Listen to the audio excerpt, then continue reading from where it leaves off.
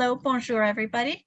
Thank you for joining us tonight. To start off, I would like to acknowledge that CNSA operates from the traditional and unceded territory of the Algonquin and Anishinaabe Nation.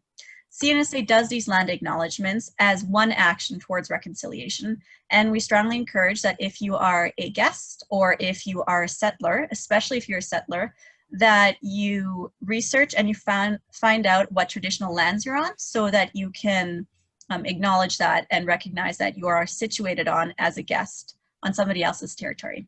So thank you. And I will pass you on to Rachel Radick, who is going to kick us off this evening. Awesome. Thank you so much. So as I was introduced, my name is Rachel, and I'm the Indigenous Health Advocacy Chair of CNSA. I'd like to give a warm welcome to our guest speaker tonight that we're very excited for, Sandy Boucher, who will be speaking to us today about building bridges and Indigenous engagement in healthcare. So a little bit about Sandy. Sandy is a self-determination and identity expert. Using her education and life experience, Sandy empowers others to create identities filled with promise and power, despite the opinions of others. Sandy is a proud Ojibwe woman who knows full well the devastation of colonialism, alcoholism, domestic violence, and it is her wisdom, her experience, and her metaphors that have made Sandy an internationally recognized and much-loved speaker. A member of the Sini River First Nations in Northern Ontario, Sandy began her speaking career in 2009. Now over a decade later, Sandy continues her conversational English stories, humor, metaphors, and personal examples to empower men and women of all cultural backgrounds. Whether it is a seminar via video, a heartwarming and thought-provoking post, or through a page in one of her 3 best-selling books, Sandy consistently encourages her participants to develop a strong sense of self. And through it all, she is a shining example, for she is a woman who is personally climbed out of a world of poverty and violence into a life where happiness and success are her norm. Miigwech for joining us tonight, Sandy. Thank you so much for that. It's my bio, and still every time I hear it, it's like, wow, it's been a long journey.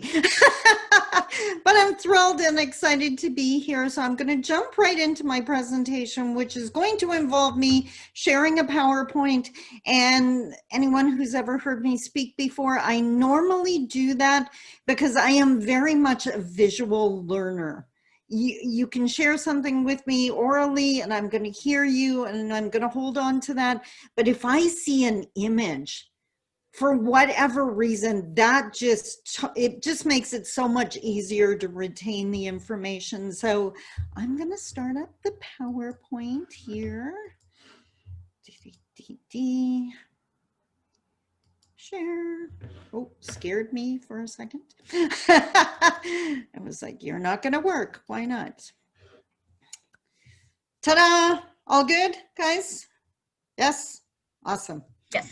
Okay, so as mentioned, my name is Sandy Boucher, Mishko Paganon Quain Adishnakas Mungdodem. I am Red Thunderbolt Woman of the Loon Clan, a proud member of Seine River First Nation in Northern Ontario, as was mentioned, and I'm thrilled and excited to be here today with you. Now, I mention my spirit name for many reasons.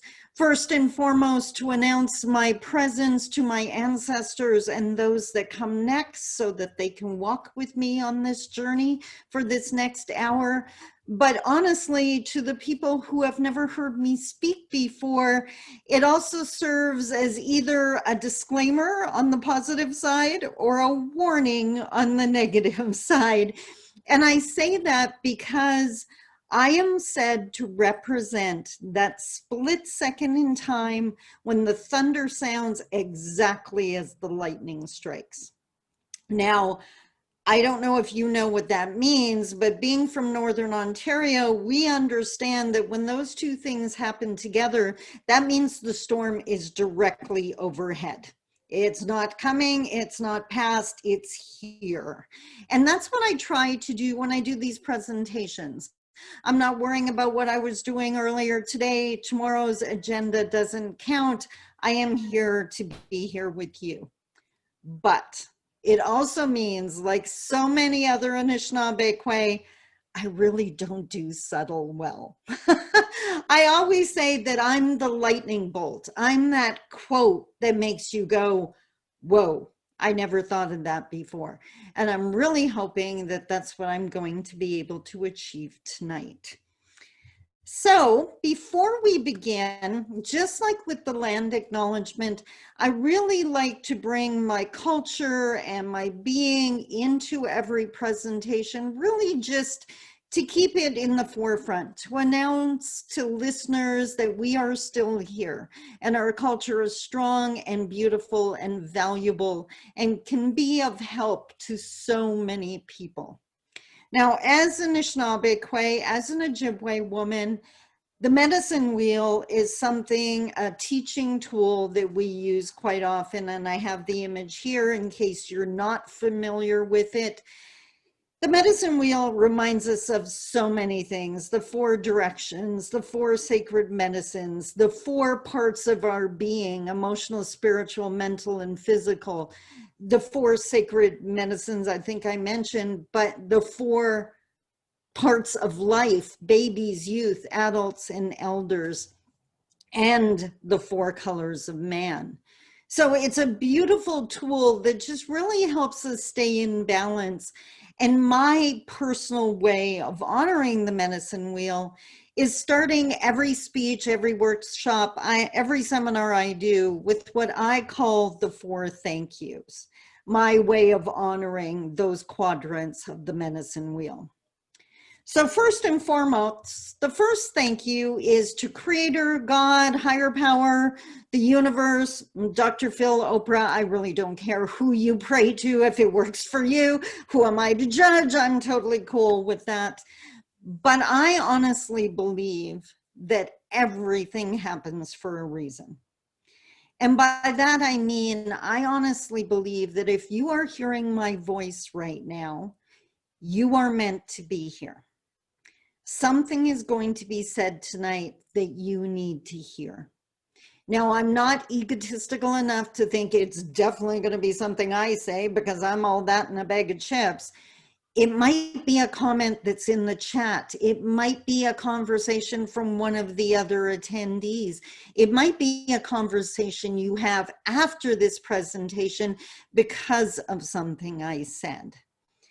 As always, the challenge is to stay here. It is so easy, especially in these times of technology, to be thinking about what happened earlier today, especially if someone upset you, or to be worried about what comes next or your huge agenda for tomorrow.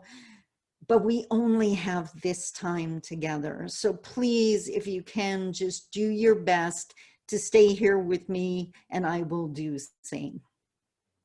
So the second thank you is to the organizers, because the reality is, whether I'm doing a live event or a Zoom event, I literally could not do my career if it wasn't for all those amazing people behind the scenes. So to the organizers, thank you so, so much.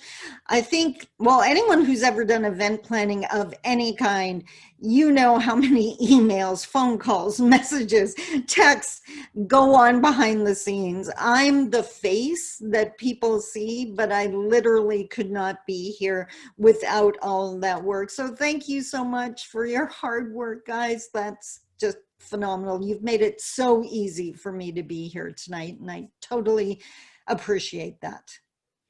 Now, I can't see the attendee list right now, and I don't remember what the ratio was, women to men. I'm going to speak to the women for a second. And guys, like, you may have a similar experience. I don't know. I'm not a guy. But I know it's pretty common for the women. And what I'm referring to is that age from like 15 to 17, maybe, where you are at total complete odds with your mom.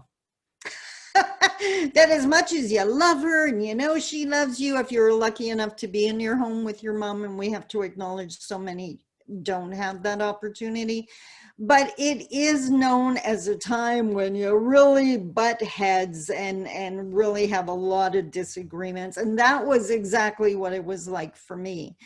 But the third thank you comes directly from my mom, and you're going to hear more about her tonight. But one of the things she used to always remind me was, you have to remember to say thank you to those that came before. And what she meant by that was, no matter what age you are, no matter what stage of your life you're at, someone helped you get there. The reality is, at an earlier stage, every single one of us, someone had to dress us. Someone had to feed us. There's a good chance someone was encouraging us to get out of bed to get to school, or to do our homework, or whatever the case may be. There's a whole bunch of people that help us get to this stage. And to me, that's just really living the humility teaching. Remembering that whatever you achieve, it's thanks to the efforts of so many people.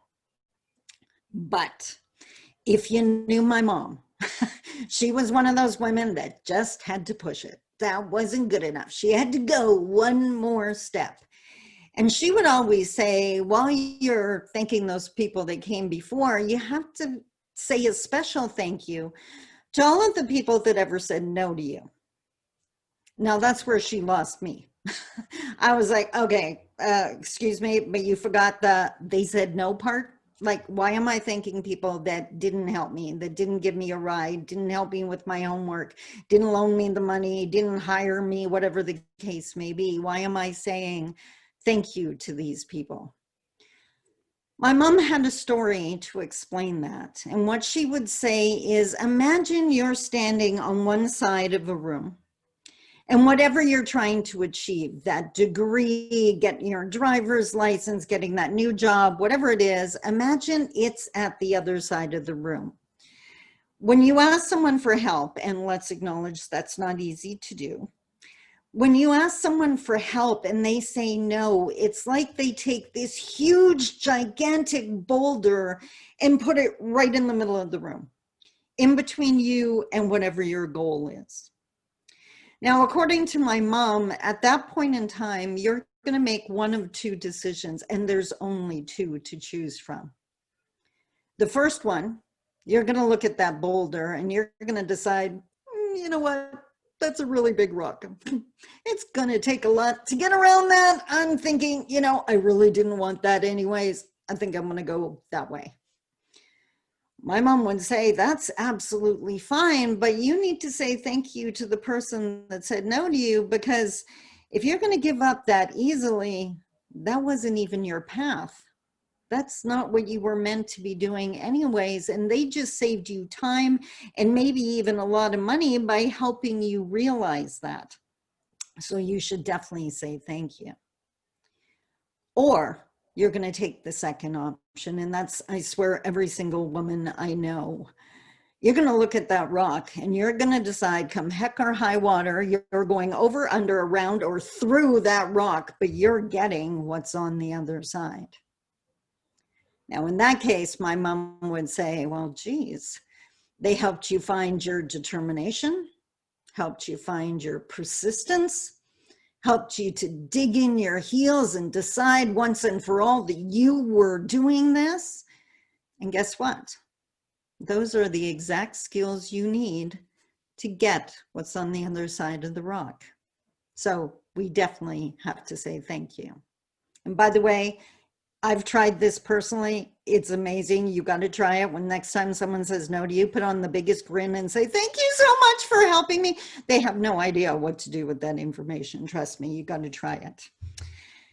Now, the fourth thank you, all kidding aside here for a sec, the fourth thank you is the one I lose sleep over. It's the one I think about all the time. The fourth thank you is to you.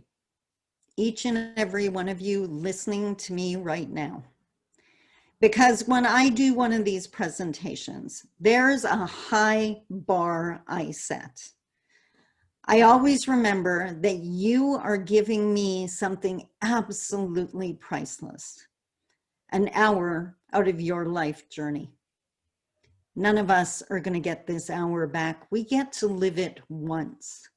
So when I agree to do a speech or a seminar or a workshop, I set the bar that I have to make it worth that priceless gift. I have to make sure that when you leave, you're thinking to yourself, wow, that was so worth my time. And that matters to me so much that at the end of this presentation, I'm going to ask you if it was worth your time. And so far, I've got a really good track record, so don't worry, we should be okay. Okay, as I mentioned, I am thrilled to be here tonight because I have a story to share with you, and it's a powerful story, I believe, and hopefully it will resonate with you as well. But before I share that story with you, I wanted to talk about stories for a second, because the reality is, as an Indigenous person telling a story, that might invoke a few stereotypes for some people, because they just assume Indigenous people are always telling stories. And even worse, whoops, wrong way. Even worse, they assume that our stories are a waste of time, or they assume that we've just gone off topic and we're rambling. And let me be the first to tell you that couldn't be further from the truth. When we share one of our stories, what it is actually just a difference in culture between an Indigenous culture like Anishinaabe for Ojibwe or mainstream. It's a difference in teaching styles, in learning styles. And that's why so many Indigenous people struggle in mainstream educational structures. And I'm going to share a mini story with you first to explain this difference in learning style for you. So imagine you're working in a clinic or a hospital, you're near one of the administration offices, and I don't even know if you guys do this, but imagine you have like a summer student that's doing a placement working there in your area. And I swear, every single place I have ever worked, that learning curve when you first start working, one of the first challenges you have to overcome is the photocopier. I have no idea why they make 5 million different versions of these things. They're always different. They always have 52,000 things they do except make dinner. And I'm still complaining about that because I'd really appreciate it if they did. And you have to figure this out. Now, I want you to imagine that you're in the print room with this photocopier, and in comes this Indigenous placement student that's there for a couple of weeks. If you were to educate her or him in a Western European style education, you would look at them and say, okay, well, this is the photocopier. If you want to do this, you lift up this screen, you push this button, the paper's over there. It would be very instructional. The Western style is that there's a teacher that has all the knowledge and there's a student that is meant to absorb the knowledge. There's very much a difference in power. For Indigenous people, we get really uncomfortable when we end up in situations where we feel like we look stupid, like we don't know what we're supposed to know. And depending on the experience of that placement student, her or his healing journey, how uncomfortable they feel, they may not return to the placement after that story because they just felt so uncomfortable. Or you could share the exact same information Anishinaabe style. Again, you're near the photocopier, in comes the placement student, they're staring at this machine, and you say something along the lines of, oh my God, I know exactly how you feel. I remember the first time I came across this contraption, it scared the daylights out of me. It took half a day before I had to figure out that you lift that and push that big green button. I really wish you the best. I'm out of here. And you walk away. Now, what did you just do? You told a story that was about you, not about them. You shared that you were just as intimidated as they're feeling. And hidden in the story was the information they needed to manage this machine without ever implying that you knew more than them. That's why we tell our stories. So the next time you're sharing space with an Indigenous person who feels the need to share a story, listen to the story. I guarantee you there's valuable information hidden in between the jokes and the craziness. Now that we understand why stories are important, I want to share tonight's story with you. And tonight's story is about my mom. That's my mom and me looking, wow. I was 17 in that picture. That's like almost 40 flipping years ago. Wow, that's a long time ago. But that's my mommy, Alma Lorraine Boucher. She was a beautiful Anishinaabe from Couchiching First Nation in Northern Ontario. She was funny and loving and caring. But one of the things she was incredibly embarrassed about was the fact that she was uneducated. You see, my mom was born in 1927. Her mom had very little education, and her dad didn't want to send his daughters to school. My mom had 8 sisters and 1 brother, and my uncle went to school, but the daughters stayed at home. At 14 years of age, my mom used to tell the story that what was then called a truant officer showed up at the door and informed my grandpa that if he didn't send the girls to school, they were going to be taken away. My mom, at the age of 14, got sent to kindergarten. She didn't talk about that time in her life very much because there was only 2 things she would share with us. One, that she was taller than her teacher, and 2, that she didn't quite fit into the little tiny desk. Every time my mom shared that, you could see the shame and embarrassment come over her face. And even though she was definitely daddy's little girl and adored her dad, she always held this almost hatred for him not sending her to school. It took years for me to realize that she was able to maintain all of her amazing wisdom because she didn't go to school until she was 14. Because she stayed at home and all she was surrounded with were our teachings.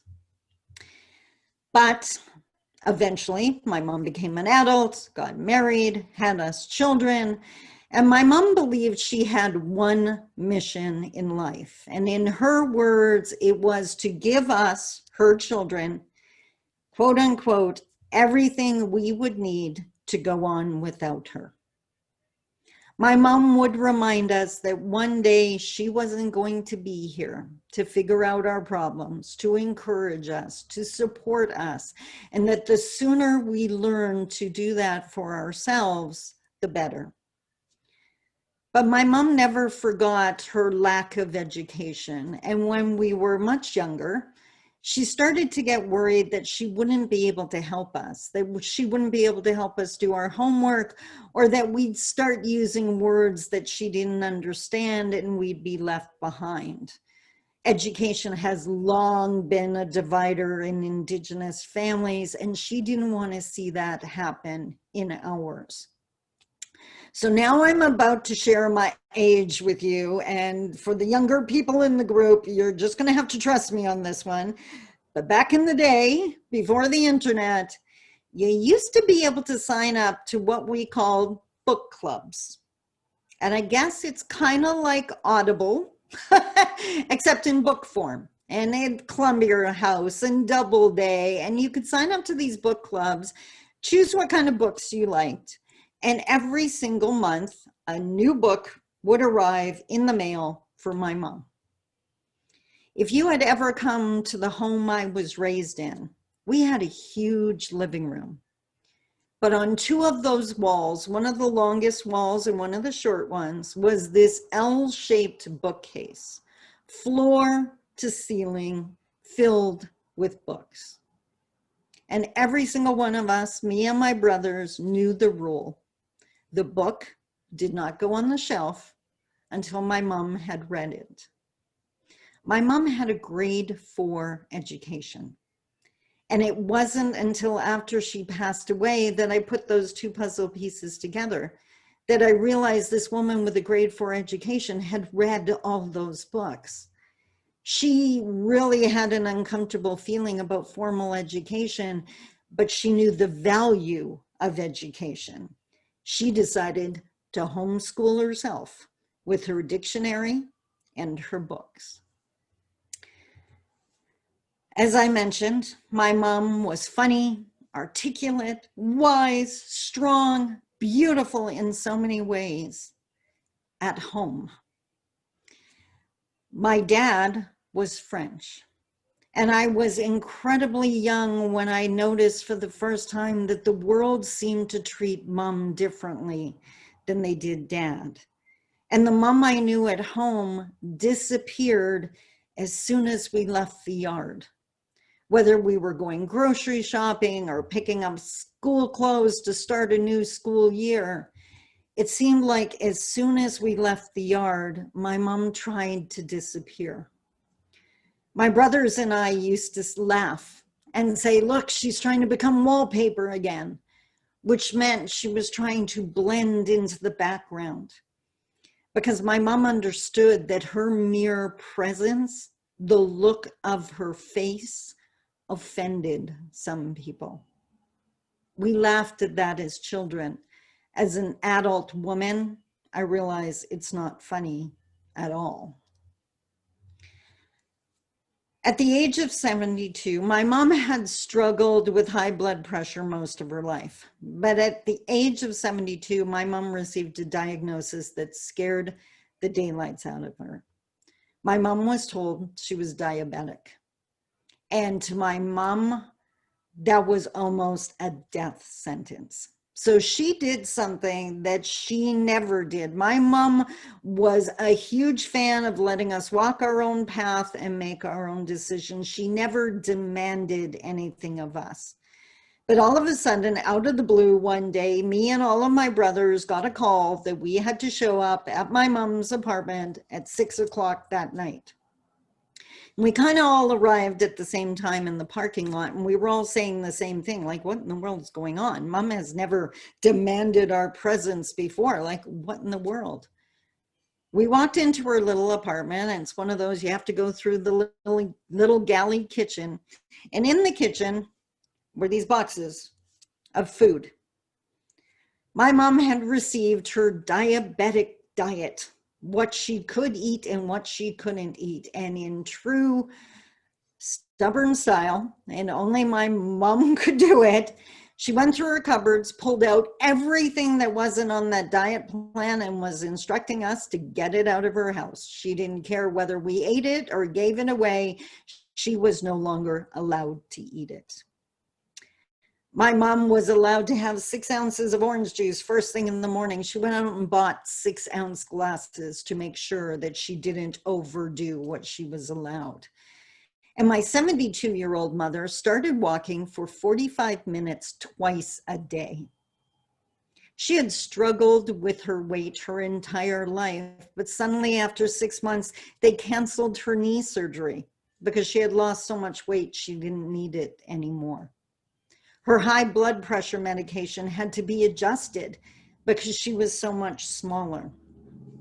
For 5 years, my mom controlled her diabetes only with diet and exercise, no medication at all. But eventually, things started changing. Readings weren't what they were supposed to be. So we ended up back at the doctor's office more often than the norm.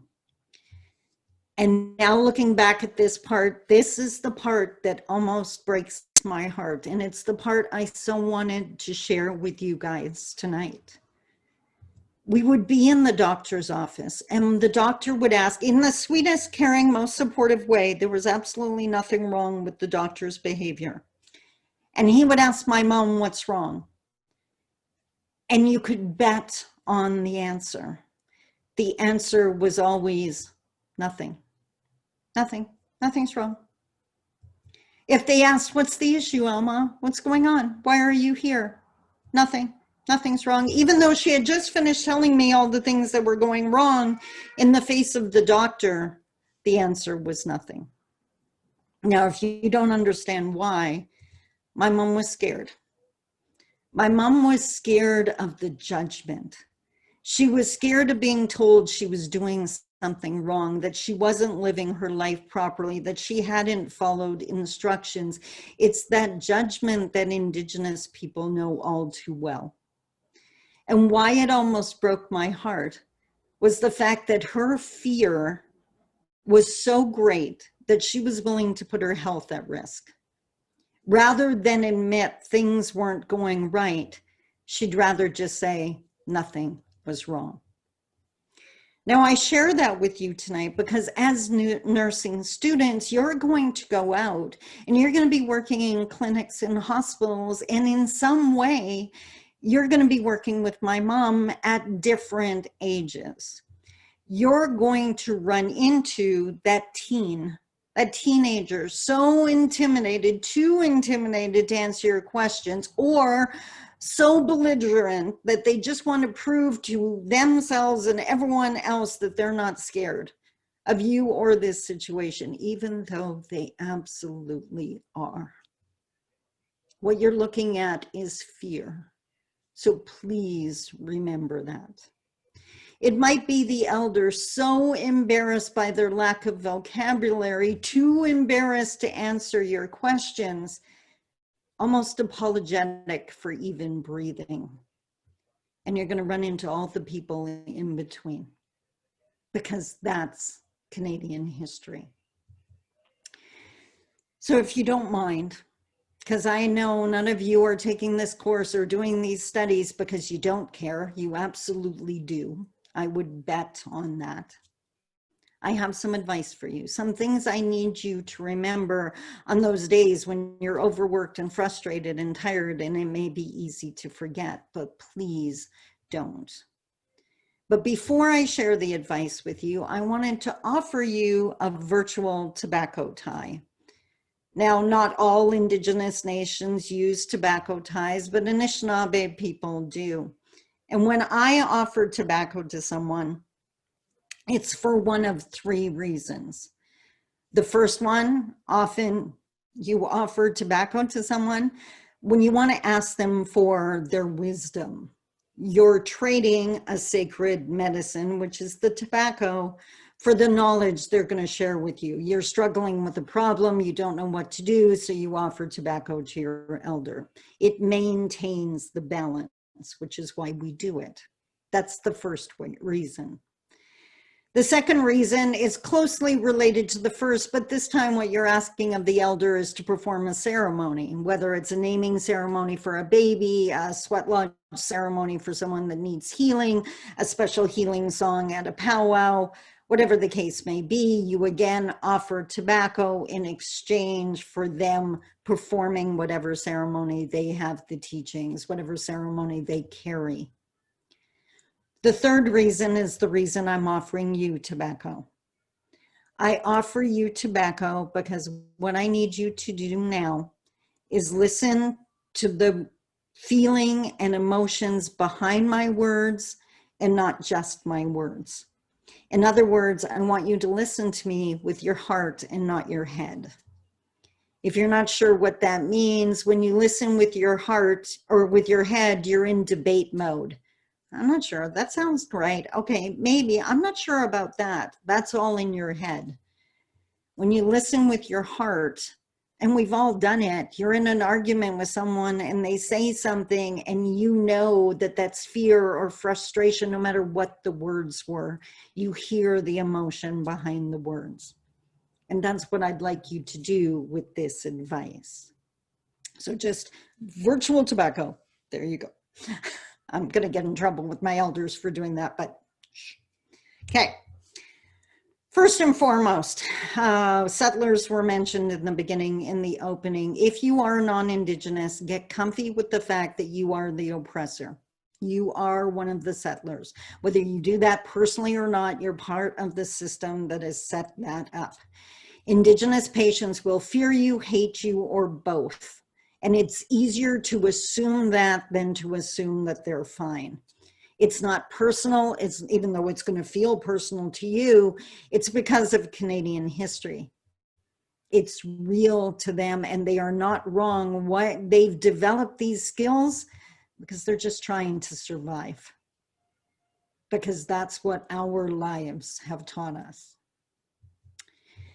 Indigenous patients are used to judgment. We feel like that little chihuahua almost every day of our lives.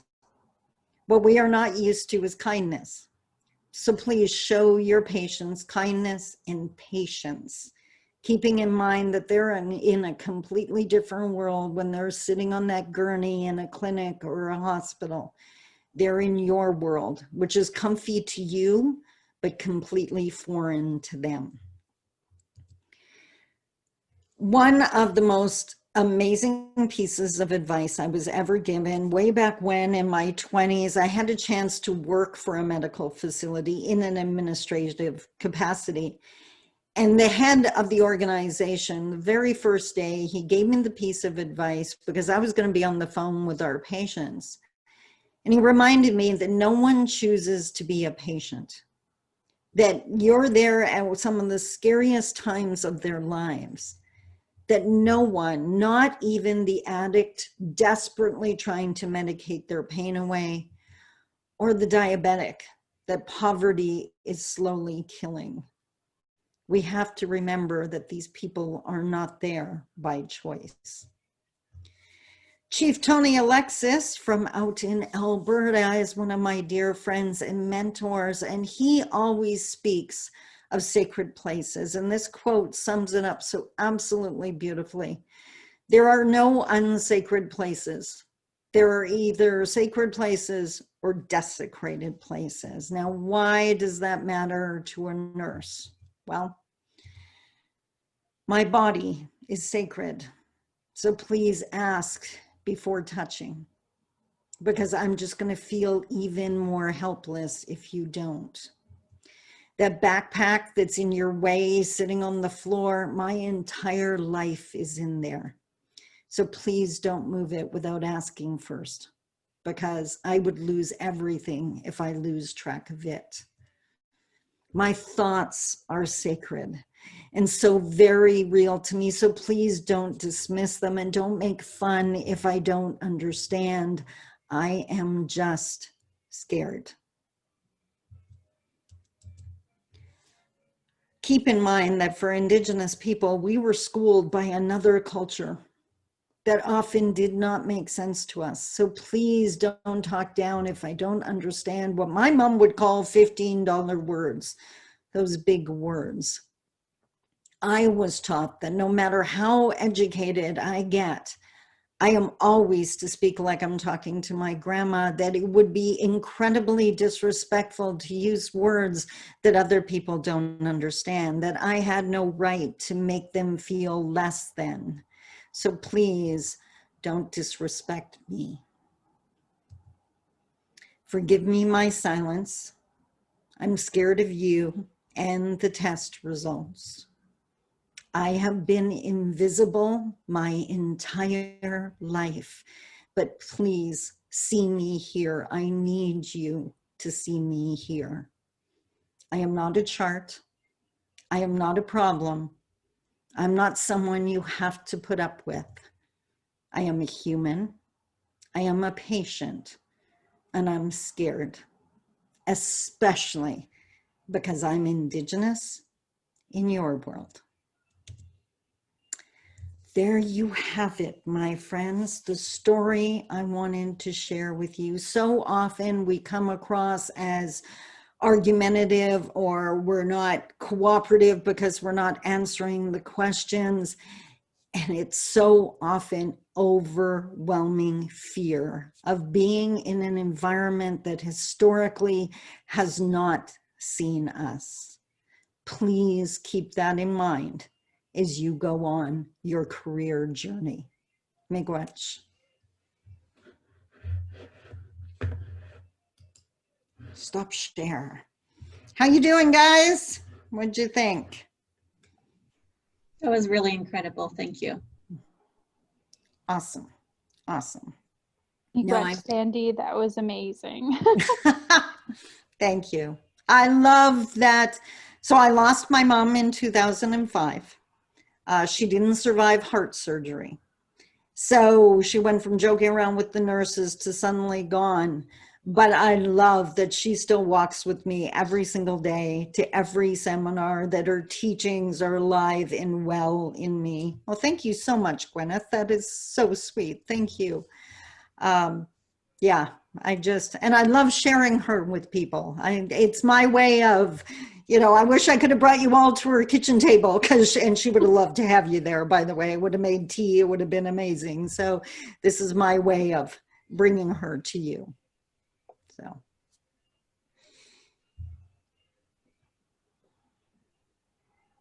Awesome. Thank you, Elena. Did we have some questions? We do. I have the questions that were on the Whova app, so I can ask you them, and then we can open up the floor to our panelists, or no, our attendees as well. So the first question that was asked are, what are some of the strategies we can practice to provide more culturally appropriate care? Yeah. Oh yes, there's that question again. Okay. How to answer this in 10 words or less? No. The thing is, we really need to keep in mind there are 649 different nations in Canada. There is no one size fits all answer. There is no way to be culturally appropriate. What I need and what I would consider culturally appropriate is going to be totally different from the next person and the next. Even if she was Anishinaabe from Thunder Bay, it's going to be different. We're all unique and different. I guess the easiest way, the thing I always suggest is when you want to ask a question like that, change whoever you're talking about to white people. So how could you be culturally appropriate to white people? And the answer would be, well, you can't. They're all comparatively different. That is the answer. Find out what makes your patient comfortable. And I guarantee you, if you do what I suggested, if you're respectful, do you mind, like, I have to take your blood pressure. I'm going to have to touch your arm here. Are you okay? If you make that conversational English, right? And you're making them comfy and you show that respect, they're going to love you for that. So just, yeah, everybody's different. There is no do these 10 things and it'll guarantee cultural appropriateness, because we're all different. So there is no answer to your question. How's that? How's that for an answer? That get to know the people. Relationships are always the answer. So. Perfect. And then the second question was, what are some of the strategies we can do to collaborate and build partnerships with Indigenous communities to develop more culturally appropriate care and treatment plans? Okay. I did see that question earlier in the app, and what came to my mind probably a couple years ago now, I did a presentation on how to be a good ally. And one of the 10 pointers I gave was, and this is a quote, I forget the gentleman's name that said it, but it's like, find out what they need and do that, and don't do anything else. Right? So if you want to build bridges with Indigenous peoples and Indigenous communities, those communities have identified what they need. You just literally have to look at the newspaper or what's going on Facebook. The chief is speaking, the council is speaking of what they want. If they want a health care center in their community, support that initiative, but let them be the driving force. right? And that's how you make sure it's culturally appropriate. They will tell you what they need. We are literally right here. Just people have to start asking us. If there's one thing I'm always saying is non-Indigenous people put so much pressure on themselves to know what to do. And it's like, I have no idea how to treat you. I'm definitely going to ask you, how would I know that knowledge? We've never met before, right? It's not about ego and how much you know. It's about relationships and humility. Teach me how to treat you, and that's what I'll follow. So I hope that made sense. Perfect. Thank you. And now I'll open up the any questions from our attendees.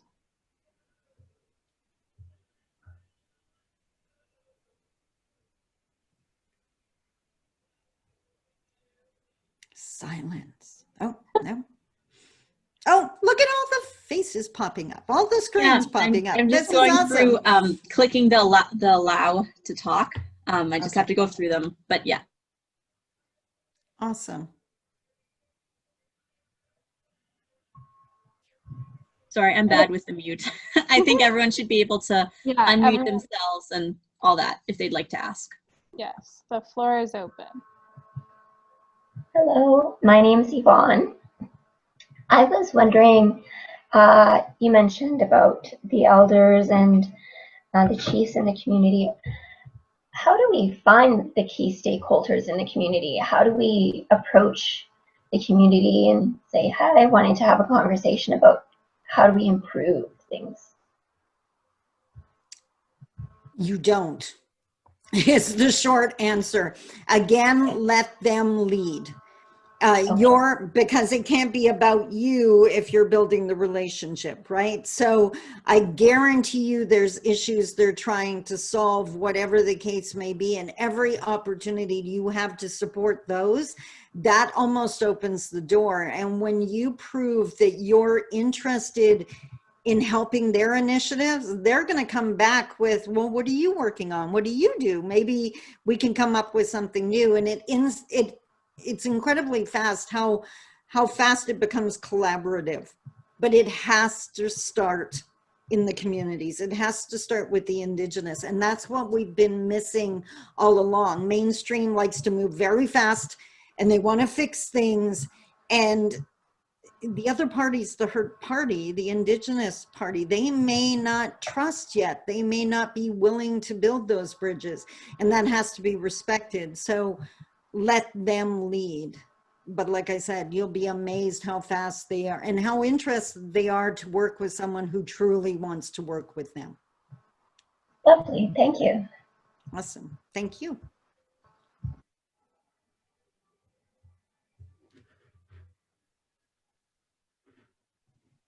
Well, I have a question, if that's all right. I would love to know more about how you got into motivational speaking. Okay, I'm always doing Reader's Digest answers. My mom passed away, honestly. So I was in employment and training for 25 years. I've always been a natural born cheerleader, I swear, including actually being one in high school. So I've always been motivating and encouraging people. And I used to be in employment and training, encouraging people to go back to school or get that new job. And then when Mom passed away, it was like, with a gift comes responsibility. That's one of our teachings. And I had the gift of her teachings. And I had the personality that's fine with going out there and talking to people. So I just felt like Mom needed to meet so many more people, that she could have encouraged so many more people if she had just had the chance to meet them, because that's what she did over her kitchen table. So I sat down and wrote my first book and designed my first seminar, and here we are 11 years later, and I've traveled across Canada several times into many different communities and agencies, and always meet the most amazing people, even if they don't realize how amazing they are yet. So that's just really continuing the legacy. So thank you. You're welcome.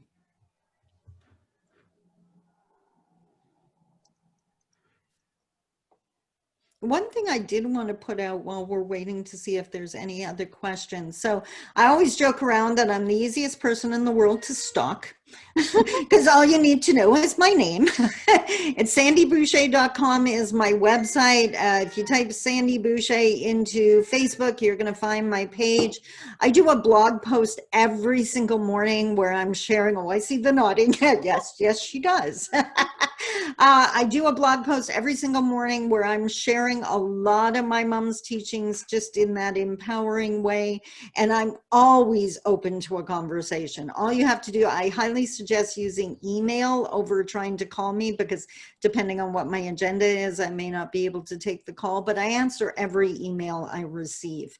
And if ever there's a little bit of encouragement or guidance I can give to help someone, I am totally down for that. So.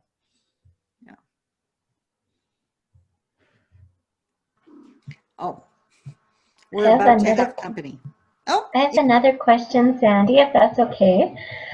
Just building on my previous question about working with the community, I loved how you mentioned to follow their lead first.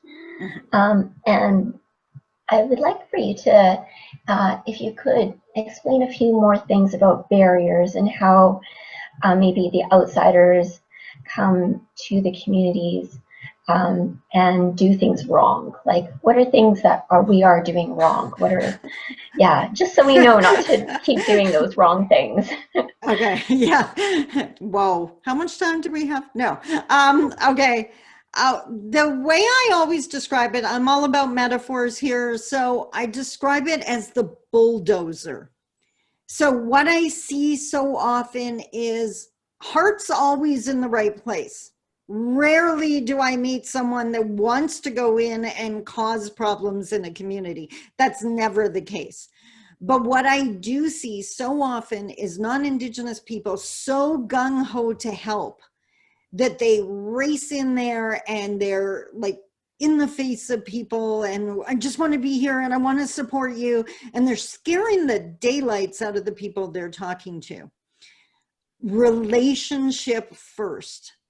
So many Indigenous nations, and of course I can't talk for all the other nations, but not even for my own, but relationships are everything to us.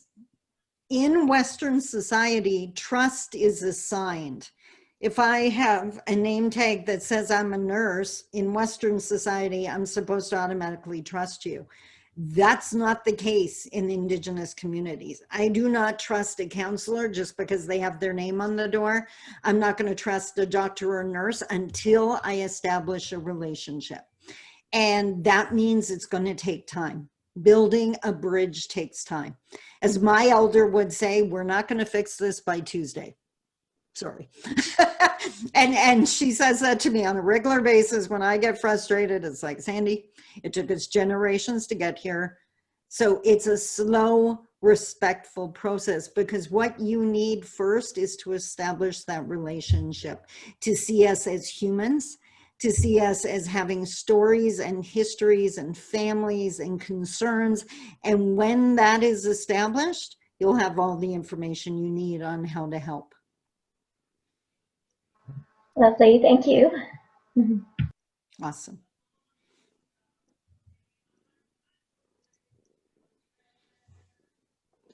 In case you see something weird and you're not imagining things, hang on a sec. We have company. This is working from home.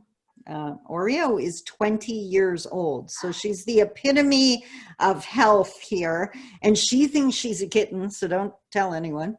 And but I have trouble shooing her away because at 20 years old, I figure, you have earned the right to be wherever you want to be, including on Zoom meetings. So I hope you don't mind, guys. If I could ask a question based off of that, how do you support your cat to get to 20 years old? That's amazing. Actually, my daughter has the most amazing vocabulary, and she was saying the other day, because she just had to say goodbye to her cat, she was saying she has no idea what kind of witchcraft has Oreo still here and still healthy, but we're just very thankful for it. So Yeah, I got her from my daughter when my daughter was 15 and my daughter just turned 35. So that's why we know. She's been with us her entire life. She now lives with me. She was my daughter's cat, but she didn't do the grandkids very well. She was too old to deal with little kids that want to dress her up and pick her up. She just, no. So she came to live with the other little old lady, which is me. And this is our retirement home. So she's, yeah, she's a happy little spoiled cat. Yes, spoiled and rotten. She has random beds all over my home that she can take a nap whenever the mood strikes. So yeah. Well, I forgot to ask, and hopefully maybe we can see some answers in the chat if they don't want to say it. Was this worth your time? Absolutely. I'm so fortunate that Rachel and you established a conversation and looped me in. I was very excited for this, and yeah, like you said, Definitely. this is something we Awesome. exactly needed to be at. Yeah.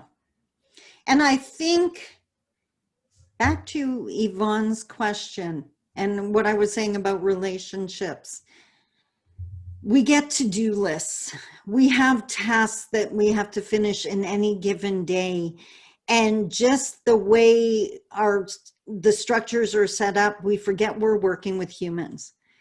And it's not just get through this so I can get to the next chart. That's a human. And it's amazing. It seems like you have to put in more time to acknowledge they're a human.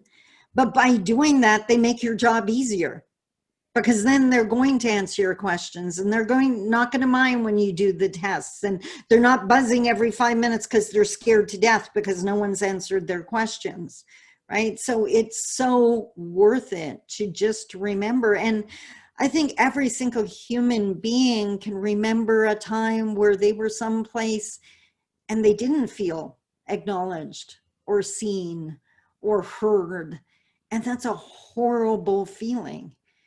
But you have the option, we all have the option every single day to make sure that no one feels that way, right? So remember back to my 4 thank yous and recognizing that your time is valuable. Think of how much the world would change if every conversation we went into it that way, knowing this person's giving me 10 valuable minutes and I have to pay attention and I have to value this.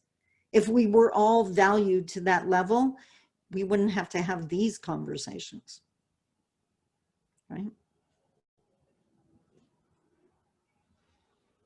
I have a habit of, I should have warned you guys in the beginning, when I do one of my speeches, the audience tends to go really quiet.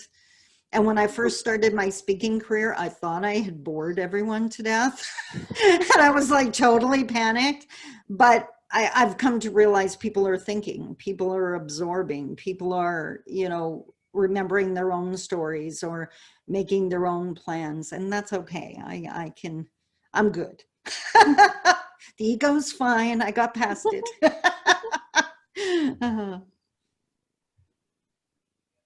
Awesome. Awesome. Well, I hope the rest of your week goes amazing. I saw your schedule. It looks fantastic. Oh, wow. These guys have done a great job. If something strange happens, she's walking on the keyboard. It's not my fault. Okay, so if no one has any more questions. I have one more little thing I wanted to ask, if that's okay. Sorry, one more thing. Sandy, I'm thinking about your mom and how she was so scared to talk to the doctors. And like, as a nurse, would we be able to open up that conversation by saying, if she could, tell us kind of, I don't know, like, how do we let them know that we care about them and we, want them to be able to talk with us, like a daughter or a granddaughter or something like that. Like, what kind of words could I say to build that trust and to make that fear go away? What would you suggest? What an amazing question. And thank you for asking that, Yvonne. It is amazing the importance of using a name. For the doctor to walk in or the nurse to walk in and say, Elma, what's wrong? Like, what's brought you here today? Right? Just to identify her as different and unique. Conversational English as well. Like I said, so many of Indigenous people are ashamed of their lack of education, right? And especially you had the fear of being in a hospital because something's going wrong, or at a doctor's office because something goes wrong. It's even worse. So just that, like, hello, how are you today? Right? You know, what brought you here today? Like, oh, okay, that must have been scary, right? That really, that just that empathy and the willingness to have a conversation.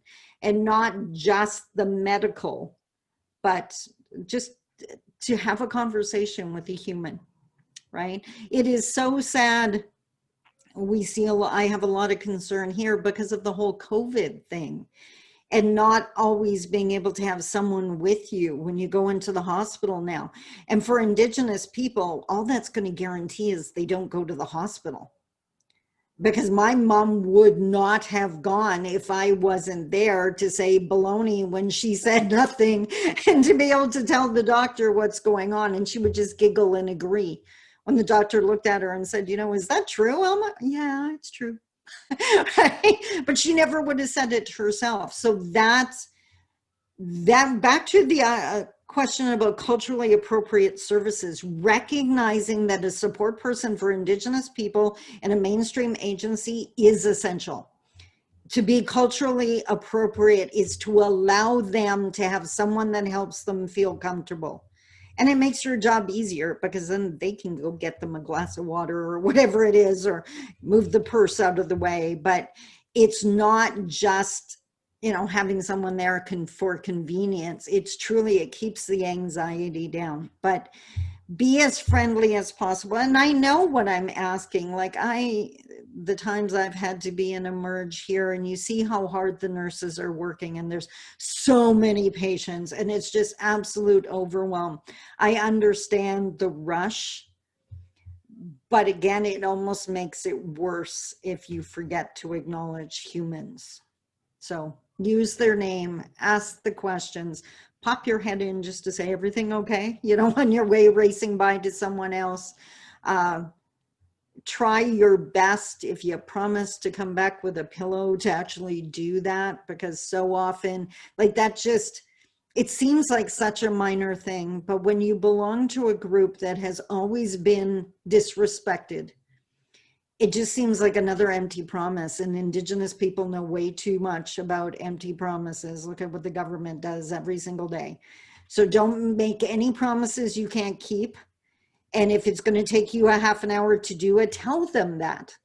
It's okay. You know what? I'm definitely going to get you that, but it's going to take me a while because I have like 50 other patients, but I'm definitely going to get back to you as soon as I can. We appreciate the honesty.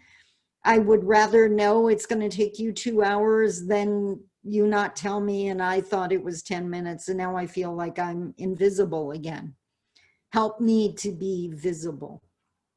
I hope that made sense, Yvonne. I love that. Thank you so much, Sandy. It's beautiful. Yeah. Awesome. Awesome.